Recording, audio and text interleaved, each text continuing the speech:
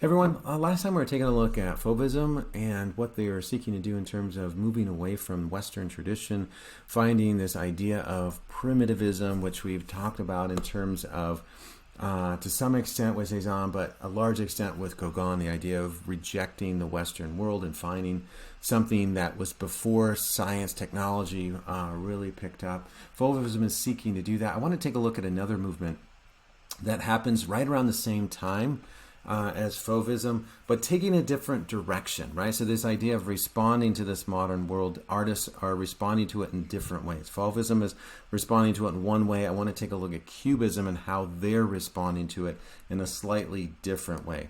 What Cubism is influenced by is the development of cinema with Edison's kinetoscope, right? Kineo, just in terms of the kine means just to move, and scope means to see. And so this is idea of seeing motion or motion picture, right? And Edison picks up on a couple of other ideas that of the 19th century, and he just kind of runs with them. The idea of the telegraph, the idea of being able to take sound and put sound in great distances, right? The idea of a photograph freezing a moment in time, so to speak.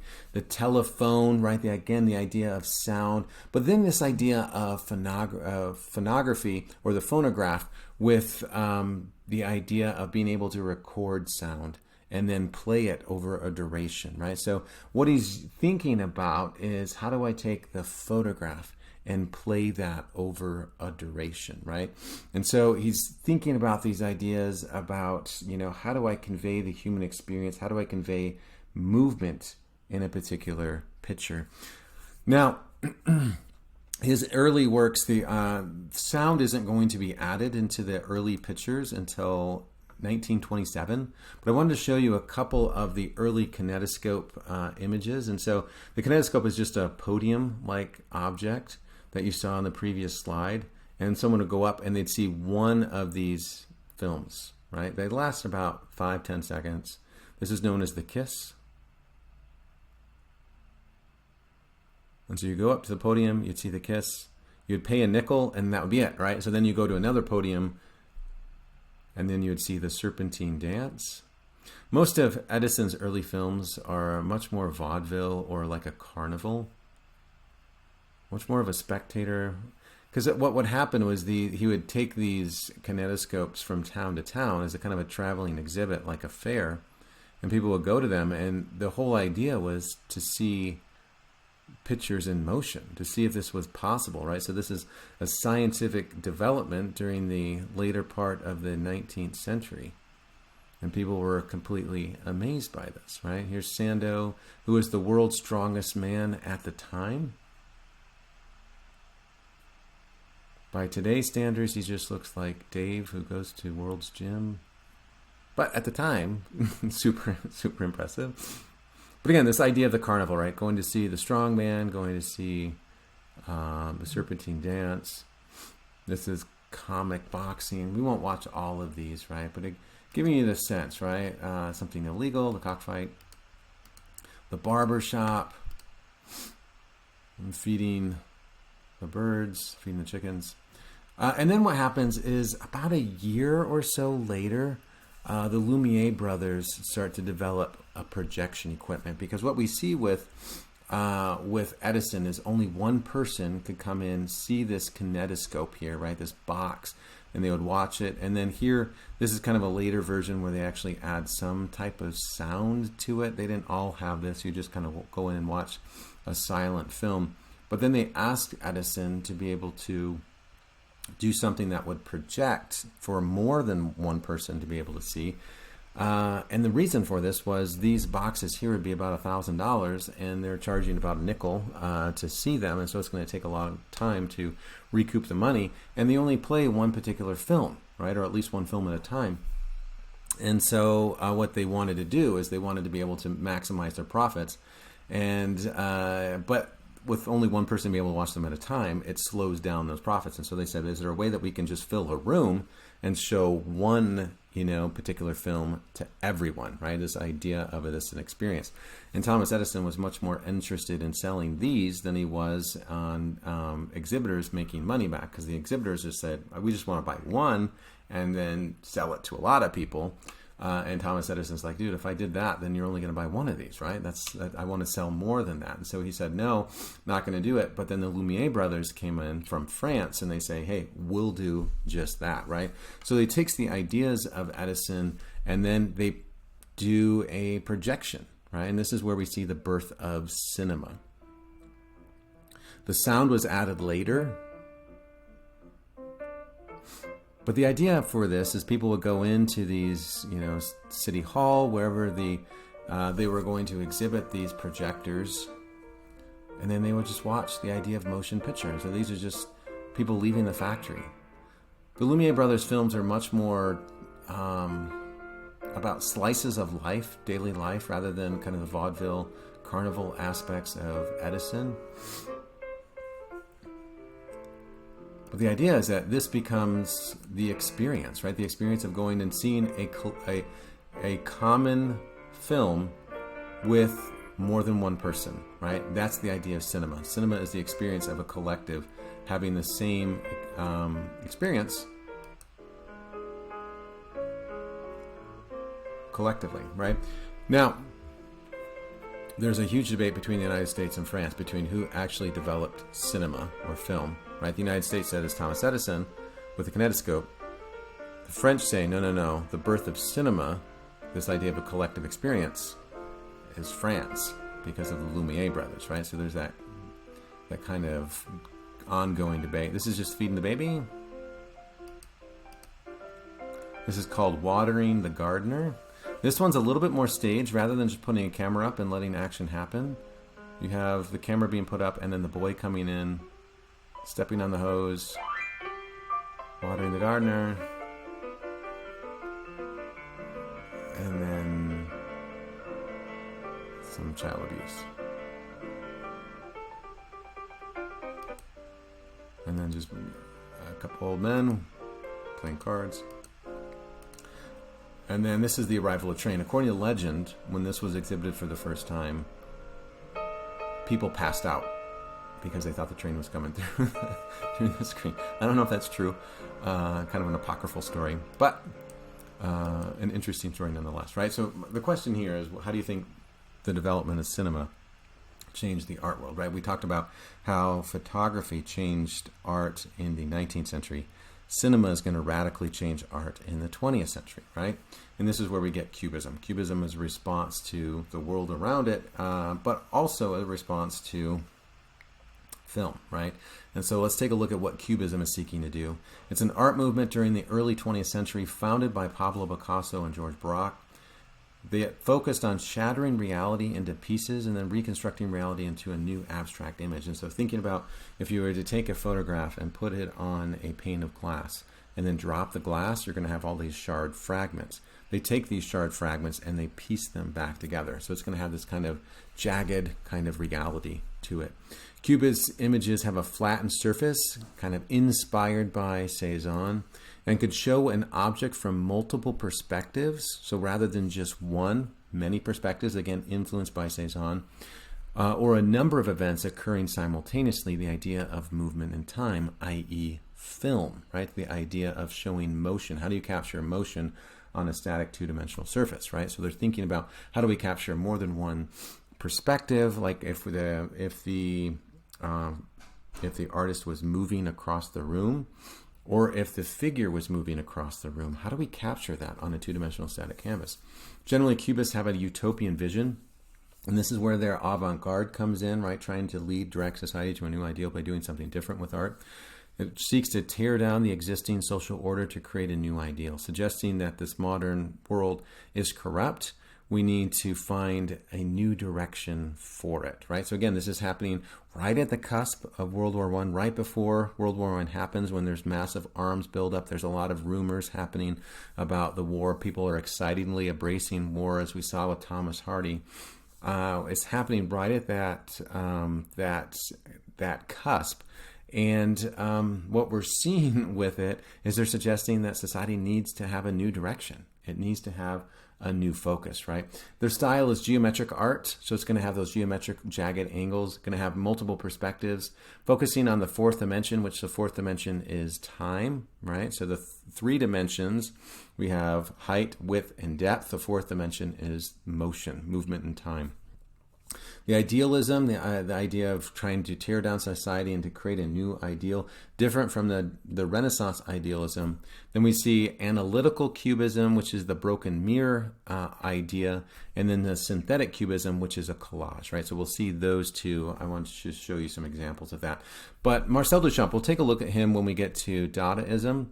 But he was initially got his start as a cubist. And I think this image here captures the ideals of Cubism, the idea of motion. How do you capture someone walking down the staircase, right? So we see that idea, the idea of, seeking motion here with this photograph and just kind of blurring the images, this kind of time lapse here as he goes through. But we see what Duchamp is, let's see if I can paint that. Can we paint motion? And so we see the kind of the movement of the legs as they kind of walk down the stairs and kind of the blurred image. That's just kind of the I don't know, what's that? And I can't think of the word for it, but there's kind of this phantom image that just kind of remains behind with emotion, right? Capturing the idea of motion.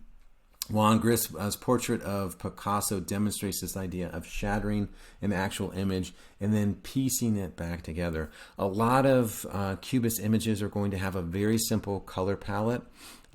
Even less than this. It's going to be mainly all kind of monochrome style, which is going to make it a lot harder to discern what the actual object is being represented, which is the direction that they're going. Let's take a look at the main individual of Cubism. That's Pablo Picasso, right? He was born in Spain, but he spends most of his life in France, specifically in Paris. His father was an art teacher, so perhaps it's no big surprise that Picasso's first word was pencil. At 9, he showed more talent than his father, according to legend, who, seeing his mastery, the mastery of his son, vowed he would never paint again. So imagine going into retirement due to your 9-year-old. Picasso constantly changed his style throughout his life. So he didn't just focus on Cubism. He continually changed and did something new to respond to his time. He believed that art is about evolution, right? About his evolutionary art style, he declared, I'm always doing what I cannot do so that I may learn how to do it, right? I think that's something as artists that we should all take note of, right? This idea that we should always be seeking to stretch ourselves, seeking to push ourselves. His unique style and constant work to reinvent art make him the most extensively exhibited and discussed artist of the 20th century. Picasso spent most of his time in Paris and became the leader of the Parisian avant-garde of the early 20th century. I like this quote. I think this is something that we also need to keep in mind, especially for art majors, but also for everyone, right? Every child is an artist. The problem is to remain an artist once they grow up, right? And to ensure that society doesn't beat that side out of us, to focus more on that rational side, right? He suggests that everyone has this desire to create. The idea is to keep that passion alive into our adulthood, and I think that's something to keep in mind. I want to take a look at his blue period before we take a look at Cubism, just to show you this kind of evolving style. It's similar. He's going to be responding to similar events, and they're going to have similar kind of ideas to some extent within them. But I also want to show you how he actually can paint realistic images before we get into his Cubist style. This was an early art period in Picasso's life where bluish hues dominate his works to reflect melancholy, sadness, poverty, things like that. So similar to the ideas of realism, responding to the current economic woes of the poor, he's representing this as a social message, but mainly focusing on the blue hues rather than the darker earth tones of realism. These works reflect an opposition to the current political state. He was concerned with the growing plight of capitalism that exploited workers, while businessmen profited from the low wages. Picasso's works from this area are generally depict beggars, blind men, and poor street artists. These works are also typically reflect solitude, everyday misery, cold, hunger, and disappointment. And so these are two works that are from this period that demonstrate this, right? The idea here of the one on the right. Let's take a look at the woman by the sea first. He depicts a woman holding an infant close to her bosom. The affection of the woman and the child makes the work more tragic to some extent. The harsh environment that surrounds them, right? The lack of kind of warmth, the lack of growth. It seems like there's this kind of barren sea and a barren beach. It's not really a warm beach that you would see in Cancun. This is kind of a desolate beach, right? The harsh environment that surrounds them undercuts the mutual yearning that the woman and child share. In a similar way that we've seen with maybe Madonna's or Raphael's Madonna and child images, right? So kind of evoking those ideas here between a woman and a child in this connection. Picasso depicts the eyes of the mother to be cast downward while the child sleeps tenderly in her arms. The barren landscape and empty sea overshadow the gentleness of the woman and child and provide a feeling of emptiness and desolation and loneliness. The drab colors indicate their poverty, and the lack of scenery suggests the lack of hope on the horizon. The familiar bluish hue provides the frigid, melancholic ambiance to further stress the loss of hope. The woman and child huddle together for warmth, but the waning, powerless, impotent sun fails to provide heat and the light that they desperately seek, right? Over on the left, we see Picasso's self-portrait where he sees himself maybe in kind of a quasi-artistic, romantic image of the struggling, impoverished artist, placing himself within this, demonstrating that he's lived this, he's experienced this. These are the insights. He's recording information from his experiences with being poor and with interacting with the poor. Just two more quick images that I wanted to take a look at, right? The blind guitarist who's out begging for sustenance, playing the guitar. His clothes are tattered. His shoulder is piercing through his shirt. And his legs are extremely thin. His fingers are extremely bony, demonstrating his hunger, his fatigue. His head is cast downward as he plays for sustenance. The idea is that the ever-rising inflation and housing rates and the loss of jobs, all of those things that we feel today, right? The ones that are the poorest are going to feel them even more, right? It's going to be even more exaggerated with them. Or the tragedy with the family that's kind of huddled together on a beach. We've seen similar ideas to this before with the woman by the sea. The idea that they're kind of huddling together for warmth, but there is nothing on the horizon. Let's take a look at his Cubist period. He kind of evolves into this style, influenced by the idea of motion, movement, and time, different representing different angles, and doing something quite unique and different, right? What we see with the young ladies of Avignon, or Demoiselles d'Avignon, as it's commonly known by its French title, this is about a red light district, and it's about women who are posing for male clientele who walk by the window in this red light district. And so this is a pretty seedy scene, right? Kind of risque. However, it's not as though he's celebrating that, saying this is what should be done. He's suggesting that this is a cautionary tale of what happens when people are driven to extremes. We have the problems of human trafficking, right? And what we see with this is it suggests that that men in power, that are the rising class, use their power and influence in order to take advantage of the weakest or the most vulnerable people. And so it's a cautionary tale about what happens in an extreme society that forgets people that are the considered, the lesser, right? The less economically advantaged, and focuses solely on celebrating the wealth of those who are the rising class, right? Couple ideas to see for this. First of all, we see a flatness, rejecting the idea of this Renaissance idea of depth. But what we also see within this image is either one of two things, right? These are the two arguments that I hear about this. Either this is 5 different women that are kind of posing, or this is the same woman taken at different moments in time.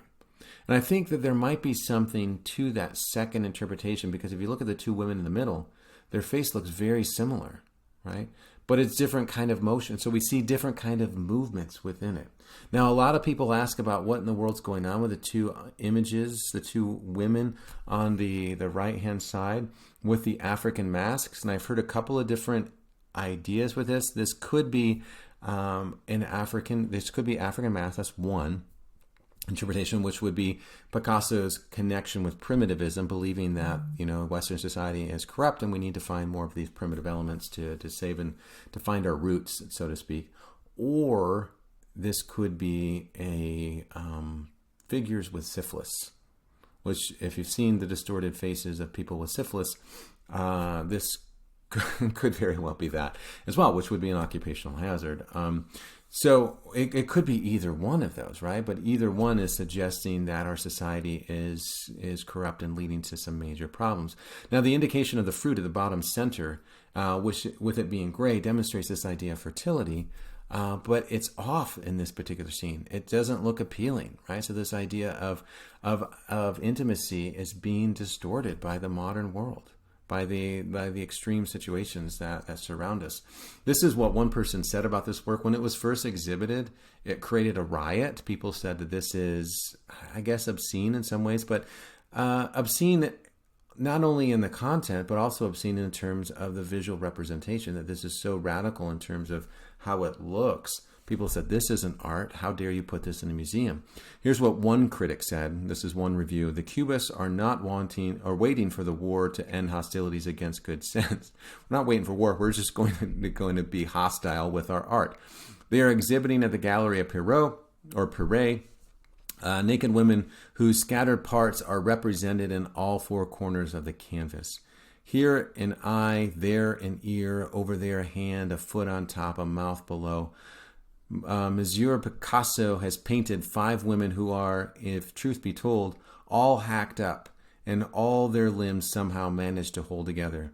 They have, moreover, piggish faces with eyes wandering negligently above the ears. And so this idea of it doesn't look like traditional representation. This is not Renaissance art at all. I'm not entirely sure that this review is positive or negative. Yes, they are all hacked up. Yes, they do. It is kind of, I guess hostile, if that's the word that you want to use. Or you have the limbs kind of, moving around in different directions. And I think Picasso would say, yeah, we need to take a look at the world around us and really examine ourselves and think about where we're going, right? What's the direction of this? Again, the influence, Picasso said that Cézanne was the father of us all, right? So he's this idea of flatness, this idea of representing multiple perspectives within a work. And we talked about Cézanne's Still Life of the Basket of Apples, where the left side and the right side demonstrate different perspectives coming together simultaneously, right? So Picasso takes that idea and is like, yeah, let's see if I can push that even further. Now, they once asked Picasso about the African influence in his art, thinking, can you talk about primitivism? Can you, thinking about maybe connecting him to Gauguin or other artists that are seeking to kind of withdraw from Western civilization. And this is what he said. This is a direct quote. He says, African art, what's that, right? So he was notorious for denying any influence within his works of art. And it's super frustrating for art historians because we want to understand what direction he's going. Can you talk about your art? And he never did. And to me, I kind of admire him for that. He lets his art speak for himself, and then he lets the art critic be able to, find their own meaning within it. But what's hilarious about that particular quote is there's photos of him in his studio surrounded by African art. So clearly he was aware of it. And so him asking what it is him not exactly being forthcoming and truthful within his art. Let's take a look at, this is what is known as synthetic cubism, the idea of a collage, bringing objects that are already made and then reassembling them to create new meaning.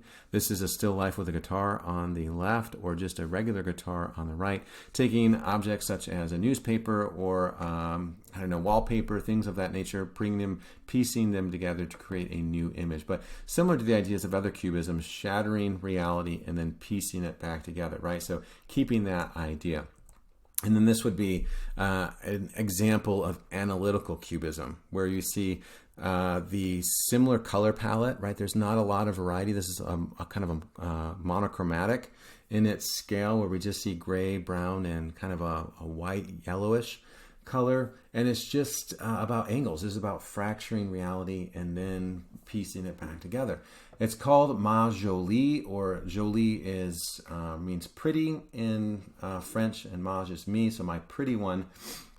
This is, so you get that down here with the Ma Jolie, where the title is, but it's really about someone playing a guitar, about music. So we can think about the tradition of Baroque art in Holland, where they see that kind of connection with the lute players and the wine and the dance and the merriment, all of those ideas coming into play, thinking about the tradition of art, and he incorporates it, but he does it in a new, insightful way. A lot of people ask, well, where in the world is the guitar and the person playing the guitar? And we have to really look for it, right? We really have to slow down the pace of our vision, because not only is it fragmented, but the monochromatic scale makes it a lot harder to discern specific shapes from one another, because there's no shading. It all just gives this kind of flatness. But if we take a look down here, right, we see this triangle, right, which would be the base of the guitar, and then the neck of the guitar as it goes up. We see over here a nose, perhaps, and a mouth, and then an eye, and then down here we see maybe a hand that's strumming the guitar. But again, I mean, I know it's just about a guitar player, or it's about my pretty one, which is, again, questioning the idea of what makes something pretty or beautiful within art. And it seems as though that seems pretty common or mundane, but this is really about trying to get us to think about what is real and think about what direction we are going in society, right?